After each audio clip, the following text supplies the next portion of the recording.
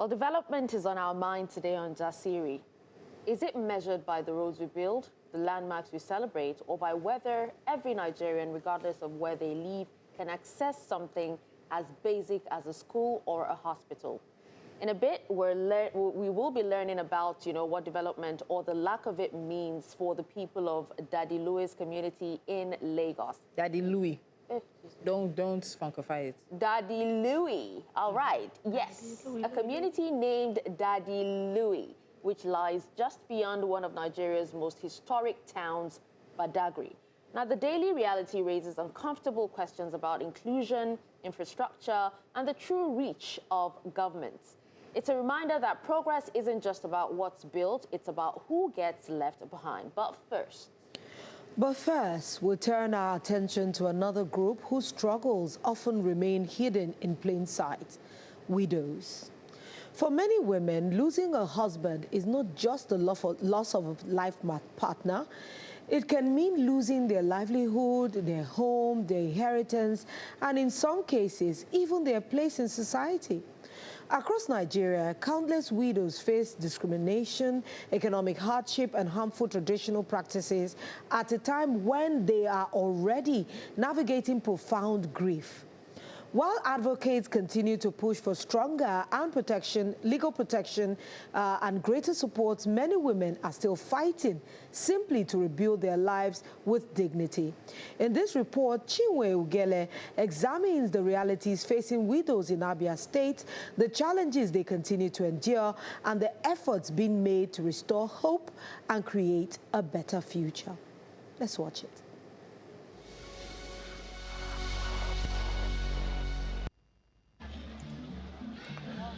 For some widows, the responsibility of providing for their families, raising children, and meeting everyday needs can become overwhelming, especially when the deceased was the family's sole breadwinner.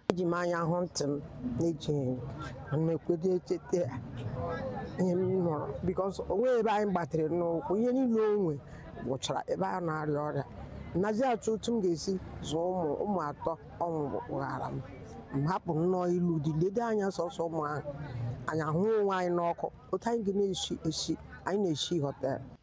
but beyond the economic challenges lies another struggle: cultural practices and stereotypes that can make widowhood even more difficult.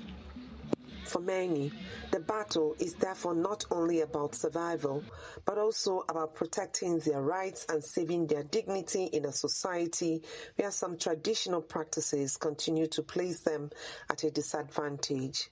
For some of us that lost our husband,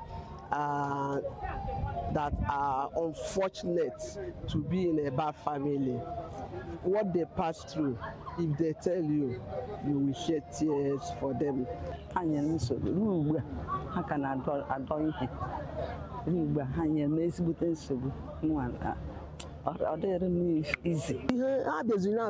Last,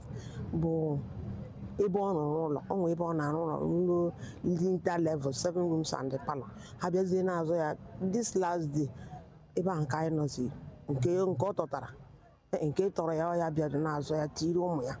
These widows do not yield to the challenges, refusing to allow their circumstances define their future.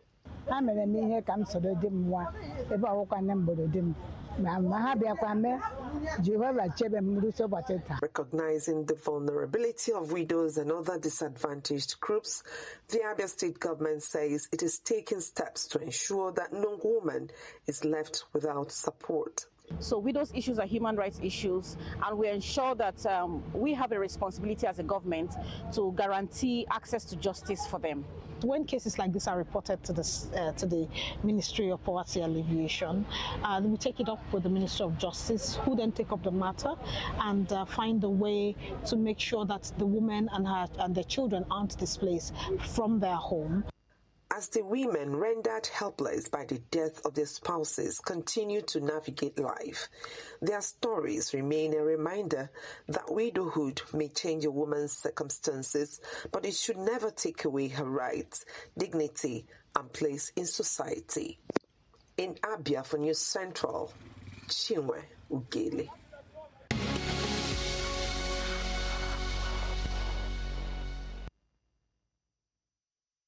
That's a package there from our correspondents in Abia State. And sometimes it feels like we have so many of these stories that you feel like the needle is not moving, there's progress not being made. And it just reminds me of the story in Lagos State where the young widow, a woman named Tosin, apparently, whose father-in-law and other family members of her husband came to kick her and her children out of the house her husband built, locked it up, and were going away with the padlock. But thankfully, we know that the Lagos State government, through the Domestic and Sexual Violence Agency, have intervened, and they've confirmed that the father-in-law was arrested. But Tosin had said that there was alleged that there were threats to her life, that she was being threatened, her children were being threatened as well, physical assault and intimidation following her husband's death. Honestly, a friend of mine too in Bayelsa State, her husband was a magistrate. They were both in my class. They got married, and like 2 years ago, Uvuru passed. He had an accident and died. What Nancy is going through right now is unbelievable. They're both lawyers. So it's not like we're talking about somebody that is uneducated. Imagine that happening to a lawyer. So are you saying it doesn't matter how educated? Yes. How much, some of these traditional rights just claw at you like an evil spirit that you can't just shake off. Even if you want to fight, sometimes women fight at the detriment of their lives, loss of their children, their dignity. Some even abandon everything and run for their lives. That means they will be losing everything. You know, it's just like when my mother lost her husband, as old as she was at that time. Can you imagine when my daddy's brother came and said he wanted to shoe Okpo? Oh, my goodness. My mom, that is gangster, said, shoe who? That she would rather die. Sorry, what's shoe Okpo? That means he wants to inherit her. As a wife, yes. As a wife. At that age, and my mom wasn't young when her husband passed. If it was happening to people like that, you can imagine when somebody is helpless, has nobody to support. And we have been talking about these harmful cultural practices for the longest of times. Sometimes it feels as if the needle moves a little, then it goes right back. And you're wondering that all the advocacy, all the talk, all the everything around widowhood would have changed something significantly. Even though I know it has helped some laws in some of these eastern states. There have been some creation of some laws that can at least allow a woman to inherit, you know, but it's not as if everything has changed completely when they were talking about their plight. You know, we were talking about, I think, policy last week. And as much as you can change policy and law, until you change mindset, until you change how the people perceive women, or how the people perceive women who have lost their husbands, you will not change. You'll struggle to really make progress. I was waiting for you to land on that, because whether we like it or not, there are rules, there are laws, there are everything. But now, Tolu always said something on this table. May we not be slaves made... we are slaves to our ancestors. Our ancestors. We are slaves to our ancestors. It's truer than we think. We can say that and laugh, but honestly, it is true. Sadly, in the eastern part of the country, this is, if you speak about this at any gathering, they will say, everybody first everybody's thought goes to the Igbos, first of all, that theirs is really, I mean, every culture has, every tribe or region has their own practices, but this is really, in the East, it's really pronounced, and I think that's where it's really harsh.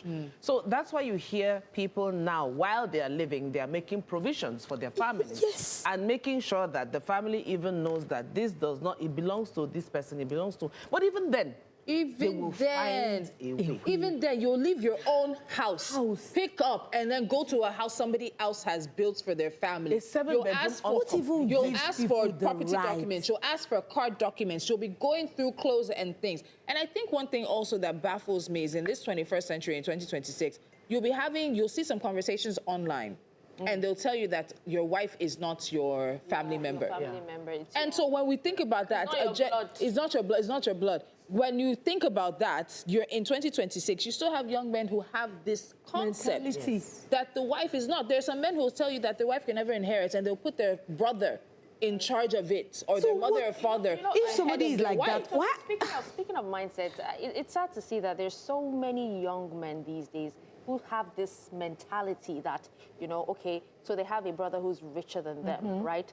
everything the brother owns belongs to them, and they sit down and wait. For anything to happen. So that is the reason why as soon as the man dies, they move in. But it's a good thing also that, you know, we have so many NGOs and so many churches and mosques that are advocating for these women and the widows and all that. You know, but it doesn't feel like, you know how long? Is it that, when are we going to ever see change truly?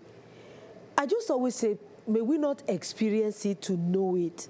Because if people tell me that they love their wives in their lifetime, and yet you do not think of the after, in case something happens. In law, they will say, when somebody dies without a will, that you died interstate. Interstate. That means and then the states will come in. The states will come in and disperse and look at, take its taxes and whatever it thinks it's owed. You need to think of your family. No matter, when you discuss will, people just think, oh, once you start talking about will, they say, oh, you want me to die. No, it's to protect your loved ones. And some men are really smart these days. They actually, you know, buy properties in their children's name. From the beginning. Yes, from the beginning. That way, the family cannot come and claim. And so I think we need to get somebody in here to talk about this, because it's not just will. There's something called a living trust. So there's so many options that you can go about. There's executors for an estate if you're that wealthy. There's so many other ways that you can protect your family as well, and make sure that you're not also having to pay too much tax and all that. But I think it's a conversation we need to expand on, and we'll look to do that. But just before we go for the break, we do want to tell you that some breaking news now in Lagos. A planned nationwide protest by the Take It Back movement was disrupted in Maryland in Lagos after suspected thugs attacked demonstrators and also chased away members of the press. Now, the police have unfortunately had to fire tear gas to disperse the crowd as tensions escalated, and that has brought the protest to an abrupt end. Our correspondent is also on the ground, and hopefully shortly, once he's settled and in a safe place, he'll be able to bring us updates. Wow. Pat. Okay, for this moment, inestimable. It's a lot. For now, voila. Badagry is often celebrated as the birthplace of Western education and Christianity in Nigeria, but just a short ride away are communities where children risk their lives simply to get to school, where the nearest hospital is across the water, and where development appears to have stopped at the shoreline. When we return, we will take you to one of those communities in our special report, Living in Isolation, Badagry riverine community, cut off from healthcare, education. Don't go away.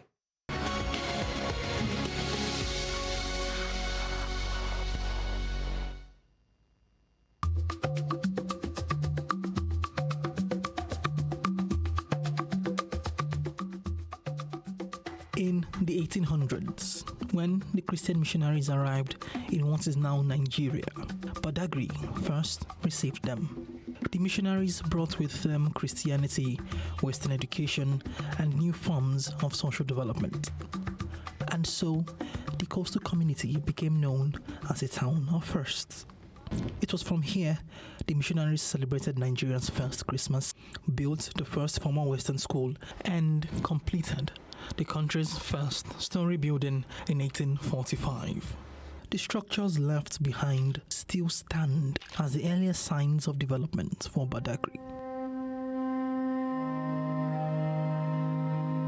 But for some communities separated by the sea, that progress never made it by boat to them. Across the waters are dozens of isolated riverine communities.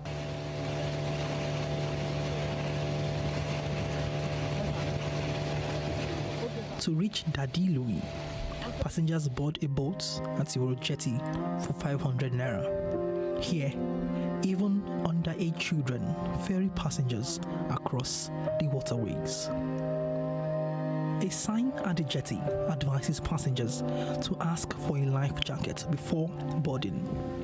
Yet, as is common for many commuters, we start our journey without one. It takes about 10 minutes to get to the community. Residents of Louie trace the origin of the community to a Portuguese lawyer named Louie, who, according to local accounts, was granted the land by the traditional ruler of the time. That's why he occupied all this place. That is Louie. Daddy Louie is the header, the oldest man. That's why Daddy Louie. Louis. Supposed to be Louis. Yoruba call him Louie. Daddy Louie is a close-knit community. Everyone here knows everyone. They have to. They depend on one another for support. Help from outside is a boat ride too far. The only school in the community, Azuma International School, closed its doors to children living within the community. The school had been run by 3 teachers, but the daily 3,000 naira cost of transportation to the community forced the teachers to close down the school.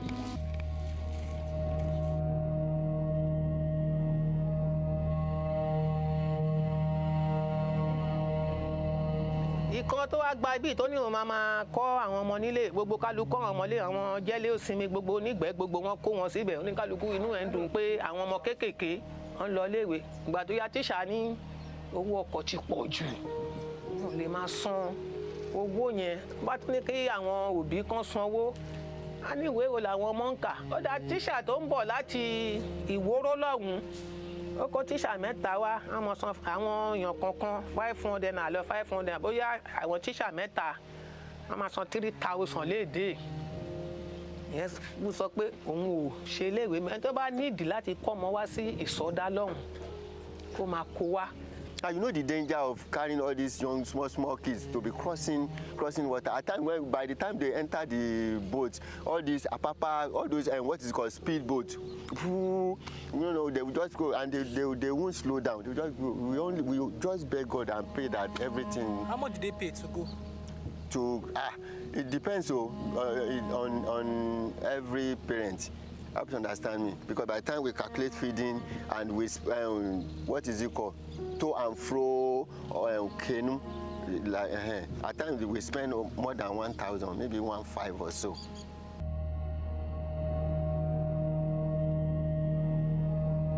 In spite of Badagry boasting of many firsts, stories of loss and pain abound owing to an almost absence of government presence, as the members of the community lament the lack of basic infrastructure. Ìwọ tó bá sìkì tó bá tètè múra kí fámìlì ẹ lọ́pọ̀ dúdú àbí kò tètè pèèyàn ó di gòbé nìyẹn. Ìwọ tí inú ọmọ ń ṣiyẹ́ tí ò tètè jẹ́ ojú woro kò tètè bẹ́sẹ̀ sọ̀rọ̀ sókè odò tó bá lágbára àti ibi fún ẹ báyẹ̀ tún lágbára míì wọ́n náà nọ̀tí operation àbọ̀dẹ̀ ń bẹ lọ́hùn Ọlọ́run má jẹ́ àrí má jẹ́ agbógun àsáré pè lóòru sọ́kadà sí mọ́tò àfiwọ́ tó bá lọ́pọ̀ ẹ̀ special tó bá lọ gbìyànjú kan wá ní see by this time àwọn ò lọ síbi kan dà kí la fẹ́ ṣe. If you get any problem here, it's either you run to the other houses to give you a boat or whatever to cross to the other side. Sometimes when you are going on the way, you lose the very person. It happened to my own dad. He was getting sick and they want to cross him over to the other town. Before then we get boat and cross, was giving up at the road. Tibani, Ishon, Idi, Amafati, Idi, Ishon Yashama, my groom Tibani, love, vacation, and come and say, ha, ke, ni oko biara si.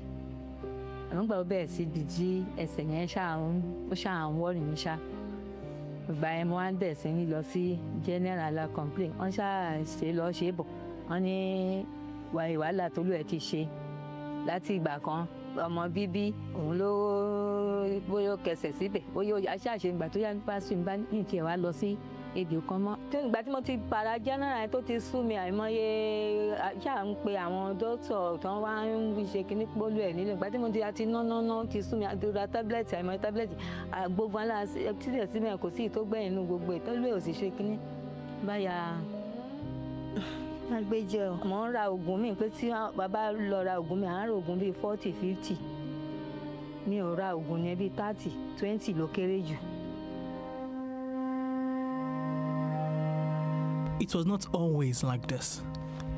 About 10 years ago, The government built a hospital at the edge of the community, and medical care was just a walk away. Now, it's a trip across the waters.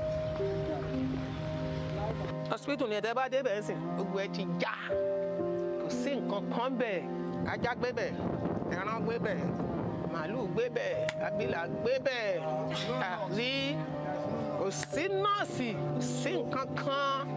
Mo ti lọ sí hospital nísìnyí bíi last year mo ti lọ sí hospital gbẹ̀yìn nígbà tí ṣe ń wò mí àti ìrìn yìí náà ni kí tó sọ pé mo rìn láti gbà tó pé tí ó bá ṣe pé olú ẹ̀ rí mọ́tò ń sìn pé bólú ẹ̀ bá ti lọ sí irú èyí tí ń sábà rí ọkọ̀ tó máa gbé lọ sọ́dà mi lè sọ pé mo lè gun ọ̀kadà báyìí ní àfi tí bá rí mọ́tò tó lè máa gbéyàn lọ ká máa gbéyàn bọ̀ tó lè máa fi bọ̀ wá sílé ohun tó fà á nìyẹn tó fi stop ẹ̀ o. The journey from Daddy Louie to Olocheti takes about 10 minutes. From there, it takes another 30-minute drive to Badagry General Hospital. In all, residents spend about 40 minutes just to reach the hospital, a facility understaffed and overstretched. The reality is that Badagry General Hospital is serving a large population. In fact, from my 2 down to this place, this is the only general hospital available. People travel long distances from places like Okafor, Muo, Aradagu, and the villages in the hinterland. They travel for long hours to get to this place. Our general outpatient clinic is overwhelming. We are not really able to cope easily. So there will be need to have other clinics nearer to them in their places to attend to them. Sometimes ago, I have to engage the Commissioner for Health that this is what is happening in my area. So what the Commissioner put in place is coastal line mobile boat clinic that will be taking care of those people. So at a point, they are short of budget. So because it wasn't included in the budget, so what we have to do is just to go back and get money for them to start not only that community, all the coastal communities along the shore is what we are taking care of that. Okay, adequate healthcare service should be given to them. And don't forget, this area are the area of tourism because our beaches are on that axis. So we have no choice rather than to make sure that they have adequate care. This thing is happening as a matter of urgency. The money has been provided for the ministry just to kickstart all what they have to do on that axis. Like most of the riverine communities, Daddy Louie is blessed with a large expanse of land, and its access to the sea makes it a prime location for farming, or so it was. You can see my engine there, and my farmland is under the other far coconut tree. In a normal circumstance, I'm supposed to dig my well, borehole, near close to my farmland. Because of the bad water that we have, it was initially, formerly it wasn't like this. Immediately those Atlantic Shrimpers Company, they came here. So they do fish and crayfish farming. So they need to, according to the information, they bring water from that ocean water. It is that ocean water that they use in their fish pond for their own farming.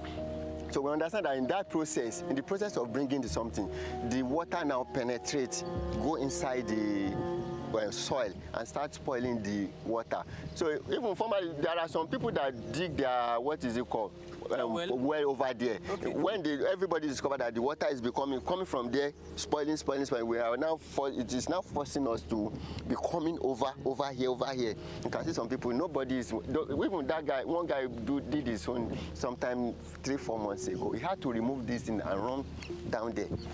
You understand? But we don't know. In the next few years, we don't know. Maybe all the waters, because even this one, if you put it in it is feels salty. Every afternoon around 3 p.m., boats return to Daddy Louie, carrying the children home from schools. Just as we left without life jackets, the children travel each day without their life jackets, and sometimes in overcrowded boats. A máa ń gbé àwọn ọmọ dàdí ẹ̀wọ̀n, ìgbà míì a máa ń help wọn, ìgbà míì a máa ń gba ọ̀rẹ́ náà lọ́wọ́. lọ́wọ́ wọn. Owó tá à ń gbà náà ò pé wọn ṣùgbọ́n a kàn fi ń help wọn wá sí bíbá láti dàrí wá sí ìgboro. Some boats they get jackets, some boats they don't get jackets. The jacket I get, you know, go reach the students wey dey inside boats because the students too plenty. The waterways that once carried missionaries, Christianity, and development into Badagry now carry residents in search of healthcare, education, and survival. For the people of Daddy Louie, the question is no longer whether development reached Badagry, but why it never crossed the waters to them. Their hopes now lie within whatever community efforts they can muster among themselves just to keep their lives on this historic island alive. In Lagos for News Central, Francis Esenwa.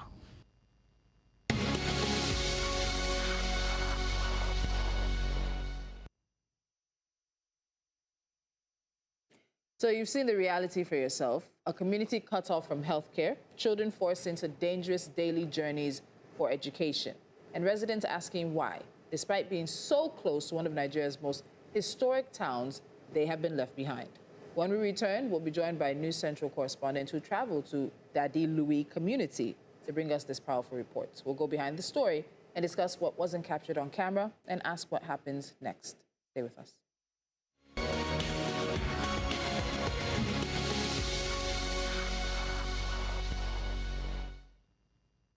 Thank you for staying with us. Welcome back. You have just watched our special report, Living in Isolation, Badagry Riverine Community cut off from healthcare education. It paints a sobering picture of life in Daddy Louie community, where something as basic as seeing a doctor or getting a child to school requires crossing open water, often without the most basic safety measures, was known as the gateway through which education and development entered Nigeria. Parts of Badagry today remained disconnected from many of those same opportunities. To help us understand what we witnessed firsthand and what it says about governance, infrastructure, and the lives of riverine communities, we're joined by News Central's investigative reporter, Francis Esenwa. Francis. So welcome. Thank you for having me. Francis. Well done. Thank you. Francis, well done. Thank you so much. Thank you for joining us at the table. Now, this report, you spent time at Daddy Louie community. Say it well. Daddy Louie. Daddy Louie. Sorry, Daddy Louie. You spent time at Daddy Louie community. You spoke with the residents and you documented their daily lives. So, what stood out for you when you first got there, and perhaps what reality most surprised you? Okay, thank you so much. So basically, when you do community reporting for stories like that, you tend to, when you're traveling, people want to speak with you. Yeah. So you see people in their large numbers coming out to greet you, but it was different here. We saw pockets of people, very, very little people. If you go through the package, you won't see a lot of crowd shots. You just see people, pockets there, sitting in front of their homes and all that. So it's because people are leaving the community. Yeah, so I already had a picture of a large expanse of land with people gathering in front, people building homes, people and every other thing. But you don't see that. You just see 5, you see 2, you see 3, you see 1 here. People are leaving. In fact, the person that brought us, our contact person, they also accused him of abandoning them. And he stays just in Badagry. He has not been home for a while. So home is Daddy Louie? Home is Daddy Louie for him. He moved to Badagry town. So when you come into Badagry town, it's basically the same as Lagos. People are pushing you, people are the Okadas and all that. But when you cross to the other side, it's a different reality. People seem so detached from the Lagos life, from the Lagos development that they say. They are in their own, they are fending for themselves, they are fighting their battles themselves. And you have just 7 minutes away, it's Badagry town. And the contrast is too alarming. Yeah. That's why I started off with the missionaries coming with development, education, and for some reason it just stopped at the shore. It's never crossed the waters to them. You know, one of the most concerning parts about this was the kids, seeing the kids get on to these small canoes and boats, no life jackets in the morning, taking their futures in their hands and then repeating it again at 3 p.m. And that's even for the families that can afford to even send their kids to school. in Badagry, and this is just to access education. So beyond what we saw on camera, how worried are the residents about the risk that they face every single day, especially those who are moving up and down across the bodies of water? I think you can get used to a particular problem that becomes daily life. While we were filming, we saw a child swimming. He was going deep, and I was like, in the open water. Like, so most of them will probably learn how to swim before they even walk. Yeah, so they know. Their community. So, so he was swimming, and he was going. I was even scared. Where was he going? He was just swimming. He was just having a good time, and I was like, please, can they bring him back to the shore? And he was just going deep. So it's like you said, they learn how to swim. They probably learn how to swim before they even walk. Yeah. So it's expected of them to live it that way. So it's a concern, yes, but like I said, the concern is now their daily life. So to you, it's a concern. To them, it's just life. It's just life. It's just, what else can we? You've beaten them to a point that what else can we get from this? There's nothing. So we can just make do with our small shop here, the little primary 1 to primary 6 here. Maybe you go to GS3. Okay, good. All the best. I'll come back and farm. So that's how you see the boy and his dad. They are farming. Those that cannot go to school, they farm. They join. They join. So it's just just come to the factory line, follow what everybody else has done. All right, so the community once had a hospital and a school, yet today residents travel across the water for medical care, and children are forced to leave the community to learn. And, the interview you had with the lady that said she has spent so much on medication, really broke my heart, and she's tired of spending, she's just managing. So why did those services disappear instead of, improving?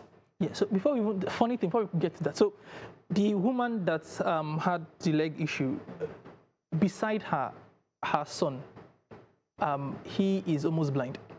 We didn't even know that. So we were interviewing her. So he walks into the shot, and we were behind, we were waving, oh, could you leave? So someone taps us and says, he can't see.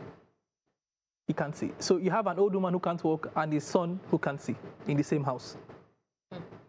And you have just the two of them. Yeah. When we even got, the woman was even walking to cook something, maybe yam or rice, I can't even remember. She was walking to cook, and the son was just sitting down. We tried to interview him, but he didn't want to appear on camera. So you now have the hospital, and from where the woman stays for the hospital is just a short journey. So this started when they told us it was a windy night, and the roofs got lifted. Now you would think, oh, it's a small issue, let's quickly fix it. It started deteriorating. Leaky roofs, walls started cracking. Little by little, the community, the hospital started crumbling, and now that's where it is. Now, what would have taken how much to fix the roofs, the hospital has crumbled. Now you have to take boat ride to Badagry General Hospital. The hospital doctors are even saying that from my 2 down there, they service the whole land, the whole zones, those communities around on the same tram. So you have doctors there that can't even handle the workload. So what else can they do but just to stay back and pray one day everything gets better? Wow. Many people hear the word riverine and they assume that these communities, are simply too remote to reach. They are inaccessible. But your report shows that Louie is only about a 10-minute boat ride from the mainland. Does that not make the neglect, even harder to justify? It's not like they are in the bush or somewhere inaccessible. Just as simple, it's just like going from Aja to Ikorodu. Yeah. So that's what I thought. So when I got there, I asked the boat operator, the one you saw me interviewing, I asked him, how many minutes, how long does it take us? He said 1 hour. Where are we going to? Where are we going to? That's 1 hour. And I was like, okay, so I already wired my mind out because one is going to take a journey, it's going to take a while. Then he must have misunderstood my question. It just took 7 minutes, and I was shocked that we were already there. 7 minutes. So in 7 minutes, I have gotten to the community. In 7 minutes, the government can also get to the community. I love in that. 7 minutes, they can also come and build the hospital in the community. In 7 minutes, they can build a school in the community. But of course, it's in the hinterland. Nobody would see it. They obviously have a representative. Yeah, they have a representative. They have a chairman. They have a chairman. They fall under a local government. They fall under, even the island communities fall under local governments. So because this ties directly into the next question. Oh, they do. They said they find their way. They find their way to them. To campaign. They find their way to them. And the ballot boxes find their way to them. They find their way to them. So, but what are they saying? Are they not saying anything? Okay, you've spoken to some of the leaders there, the heads of clans, local leaders, residents, and all of that. What is the sense? What sense are you getting from there? I hear when you say, they've resigned to their problem becoming the norm, becoming their everyday life. But there has to be a sense of awareness from government of these challenges. What are they saying? Are there even timelines or to address these things? The lawmaker we spoke to, one representing them in the Lagos State House of Assembly, said they had mobile boats, they had mobile hospitals where people would get treatment, but budget issues. So they didn't have funding anymore. Then it stopped. Now we interviewed him, said it's a matter, as he said, it's a matter of urgency. Yeah. As when that will be, we don't know. But he says it's a matter of urgency. But what we are seeing, like as what you're seeing on your screen, those are just woods. You can't see anything. In fact, yes, the woman said goats are there, rats are there, and cattle. Snakes are also there. One nearly beat us, by the way. Snakes are also there. We had to jump. My cameraman can jump, I can tell you that. we had to jump. And before that's okay, the coast is clear, then we came back. So you have all that the state governments or the lawmakers saying, we see you, we hear, but people have, we've been seeing us. We want you to now see us. See us and do something about it.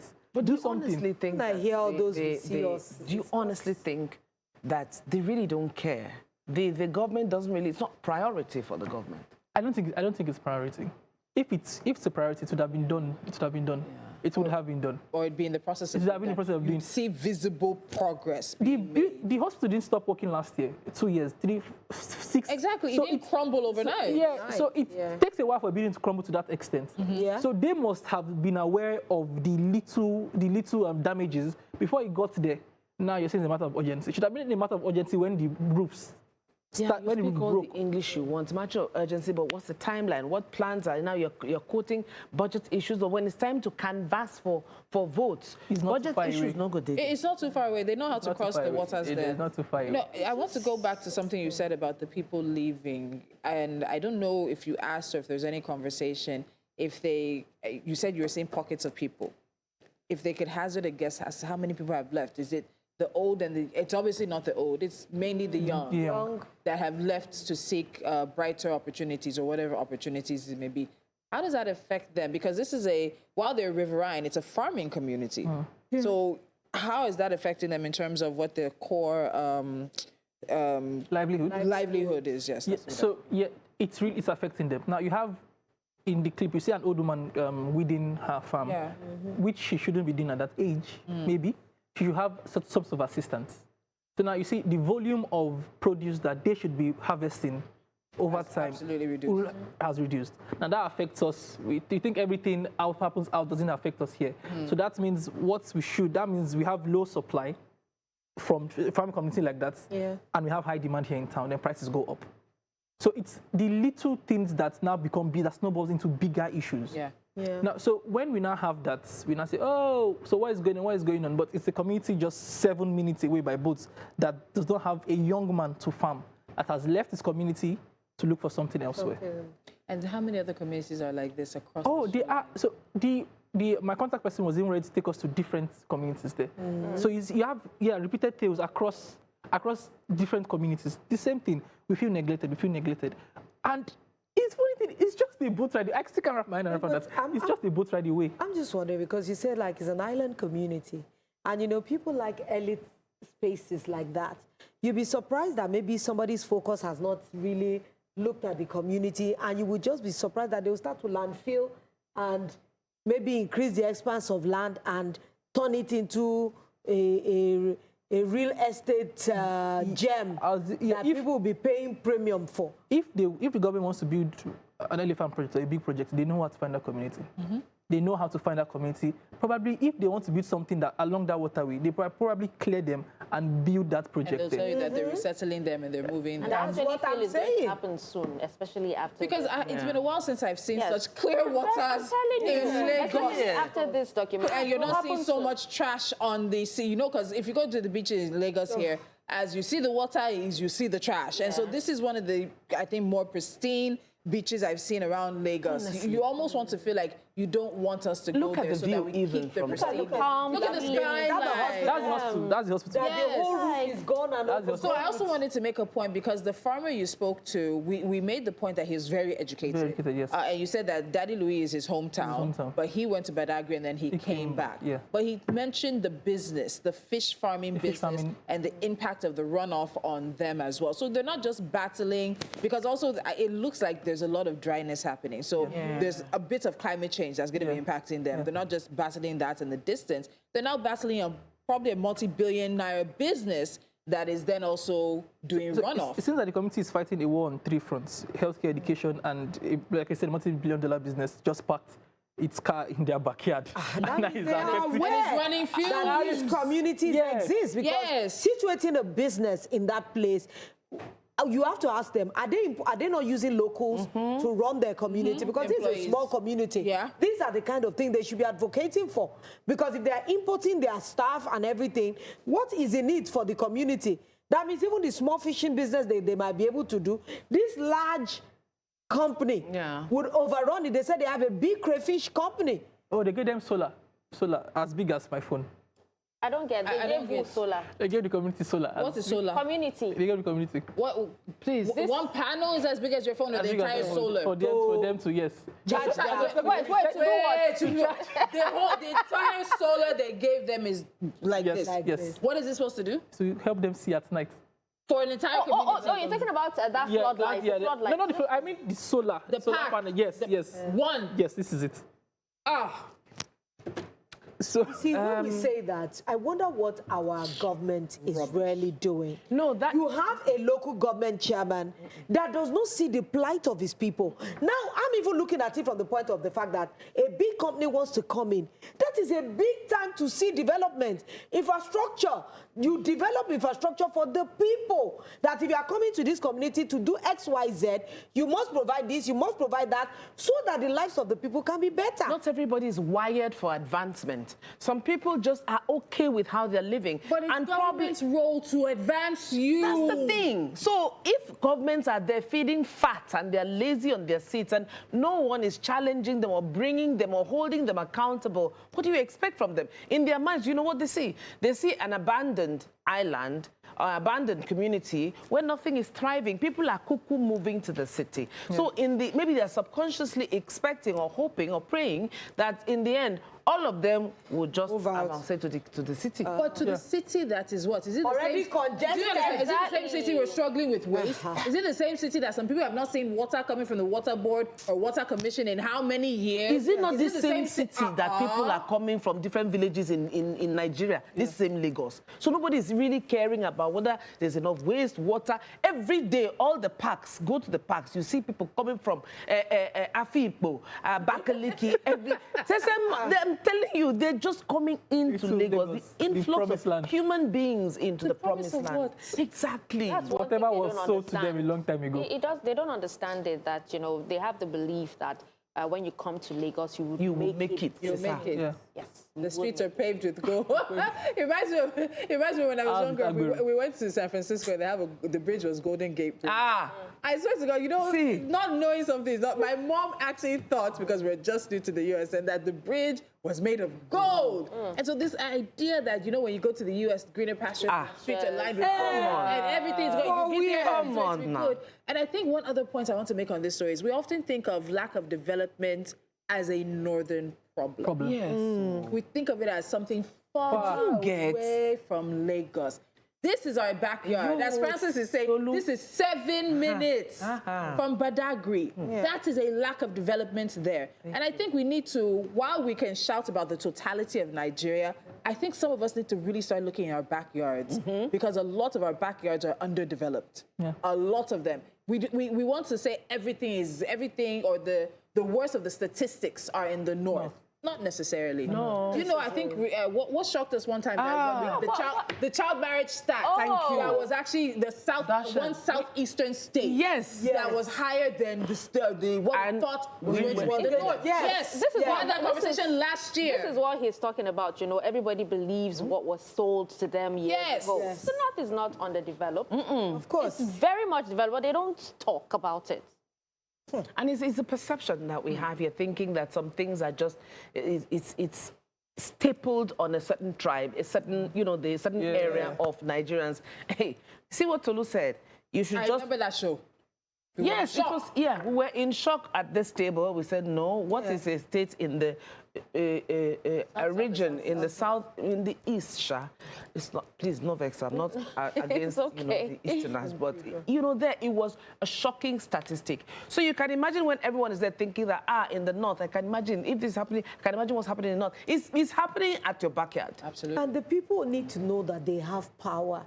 You know, that's why I feel so sorry for this, that the Louie community, because they're young population are the ones that are migrating out to be able to look for greener pastures, to be able to care for the people at home. But if they don't know that they have a voice, this report, I'm hoping some of these people will get to see it. You know, sometimes people are just forgetful because nobody is there that is prominent. When your people are not or just let maybe one influencer rise from there that can put a searchlight on his community and know that, okay, we are here, these people are viable. You will see that things will start to change. People need to know their power and use it effectively. All right, Lolo. Well, we've actually said it all. I must say, beautiful documentary, Francis. Thank you so much. We'll see much more, Francis. Yes, you know what is going on there. Thank you so much, guys. And Catherine, we're trying to wrap up. 2 weeks. 2 weeks. 2 weeks. I thought you said we are wrapping up.